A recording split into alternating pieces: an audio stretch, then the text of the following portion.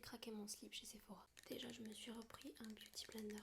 Là ça faisait quelques mois que j'utilisais des éponges qui n'étaient pas de la marque Beauty Blender. Et je sais pas si c'est dans ma tête, mais je trouve que ça fait la différence. Même si c'est cher payé l'éponge, ça c'est vous qui me l'avez conseillé, hein. Donc si c'est nul, gare à vous. Le fond de teint House Lab de Lady Gaga.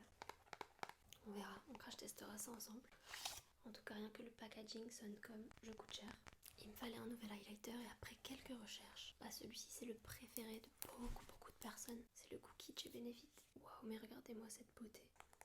Jusqu'à présent, je poudrais mon teint avec la houppette Sephora et je voulais voir si ça faisait une différence d'utiliser les Huda Beauty.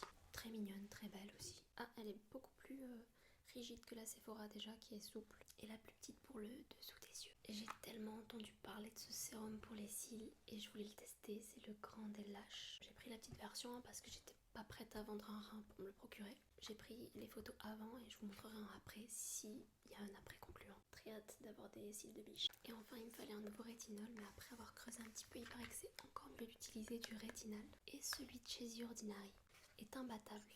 Donc écoutez, j'ai hâte. Et j'ai eu ces 3 misérables échantillons. D'après vous, tout ça m'a coûté combien ?